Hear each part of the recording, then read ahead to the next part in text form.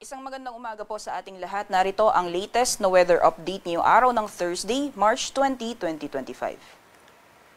Sa kasalukuyan po ay patuloy pa rin ang pag-iral ng amihan sa malaking bahagi po ng Luzon at yung shear line naman o mapagsasalubong ng malamig at mainit na hangin ay patuloy pa rin ang epekto lalong-lalo na dito po sa may eastern sections ng Visayas. Kung makikita po natin dito sa ating latest sa satellite animation, may namamataan po tayong makakapal na kaumpol na kaulapan na nakaka-apekto dito po sa may bahagi ng Visayas at ilang bahagi po ng Mimaropa as well as sa Bicol region area. Yang kumpol na kaulapan po na yan ay dulot ng epekto ng shear line, kaya especially po sa areas ng Eastern Visayas as well as ilang bahagi po ng Bicol region ay asahan po natin ang malalakas na buhos ng ulan ngayong araw. Meanwhile, for the rest of Visayas, magiging maulan din po yung panahon, pati na rin po sa karatig ng mga probinsya. Meanwhile, dito naman po sa eastern sections ng Luzon, makakaranas din po tayo ng maulan na panahon dulot po ng patuloy na epekto ng hanging amihan. And dito naman po sa Metro Manila as well as the rest of Luzon area, ay asahan pa rin po natin ang partly cloudy to cloudy conditions. Kung may mga pagulan man, ay mga panandalian lamang po ito na pagbuhos ng ulan at possible din po yung mga isolated naman ng mga thunderstorms for the rest of the country. Meanwhile, kung makikita po natin dito sa ating latest satellite animation, inaasahan po natin sa mga susunod na araw na magpapatuloy pa rin ang epekto ng shear lines sa may bahagi ng Visayas as well as sa Bicol region. Kaya doble ingat po sa ating mga kababayan dahil posible po yung mga pagbaha o pag-uho ng lupa dahil yung mga pag-ulan po na ito ay posible pong tumagal hanggang sa darating na weekend. So magiging lagay po ng panahon ngayong araw dito po sa Luzon, gaya po ng nabanggit natin kanina dahil sa patuloy na pag-iral ng amihan sa Luzon area. Mostly eastern sections po ng Luzon ay makakaranas ng maulap na kalangitan na may kasamang mga pag-ulan. So areas po ng Cagayan Valley, sa Apayao, Aurora, Quezon, most parts of Bicol region, pati na rin po dito sa may Sorsogon at Masbate na naapektuhan ng shear line, asahan po natin ang maulap na kalangitan na may kasamang mga pag-ulan. Meanwhile, for Metro Manila as well as for the rest of Luzon, ay partly cloudy to cloudy conditions po tayo. Kung may mga pag-ulan man, ay mabilisan lamang po ito na may hina mga pag-ulan o mga pag-ambon.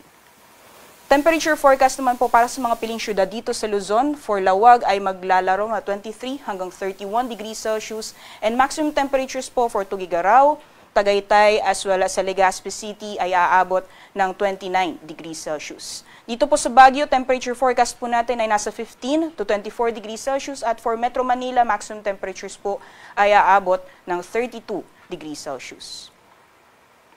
So magiging lagay naman po ng panahon for the rest of the country dahil po sa patuloy na epekto ng shear line, asahan po natin ng buong Visayas ay makakaranas ng maulan na panahon as well as dito po sa may northeastern portion ng Mindanao dyan po sa Caraga region. Meanwhile, for Palawan and the rest of Mindanao, partly cloudy to cloudy conditions po tayo. Kung may mga pagulan man ay dulot po ito ng mga isolated na thunderstorms. Babala lamang po dito sa may western sections ng Mindanao, dyan po sa may Zamboanga area as well as sa Basilan, Sulu at Tawi-Tawi. Mataas po yung posibilidad ng mga thunderstorms ngayong umaga at pagdating po ng tanghali or noontime sa may southern portion naman ng Palawan ay mataas din po yung possibility ng mga thunderstorms. Temperature forecast naman po para sa mga piling syudad for Kalayaan Islands and Puerto Princesa, aabot po ng 33 degrees Celsius maximum temperatures. For Visayas naman, temperatures dito po sa Iloilo ay maglalaro mula 25 hanggang 31 degrees Celsius at 30 degrees Celsius naman maximum temperatures for Cebu at sa Tacloban. For Mindanao area naman po, sa Zamboanga as well as sa Metro Davao, maximum temperatures po ay aabot ng 33 degrees Celsius at sa Cagayan de Oro ay maglalaro mula 25 hanggang 31 degrees Celsius.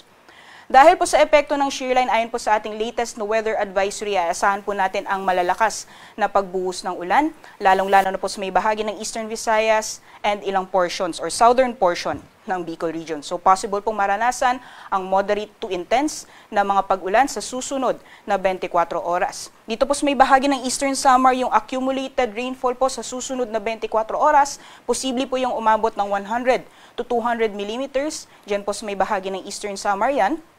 At yan pong area na shaded ng yellow, particularly dyan po sa Sorsogon, Masbate, Northern Samar, sa Samar, Biliran, Leyte at Southern Leyte, maaring maranasan din po yung 50 to 100 millimeters total rainfall sa susunod na 24 oras. So itong mga areas po na shaded ng yellow at orange, maaring maranasan po ang mga pagbaha o pagguho ng lupa dahil sa malalakas na pagbuhos ng ulan dala ng shear line. So doble ingat po sa ating mga kababayan at manatili po tayong mag-antabay yung mga heavy rainfall warnings na nilalabas po ng ating Pag-asa Regional Services Division for dito po sa Bicol Region and Northern Samar.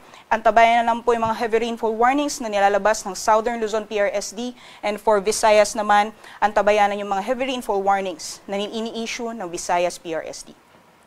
Bukas naman po ayon sa ating latest na weather advisory as of 5 a.m., maaaring magpapatuloy pa rin yung malalakas na pagbuhos ng ulan.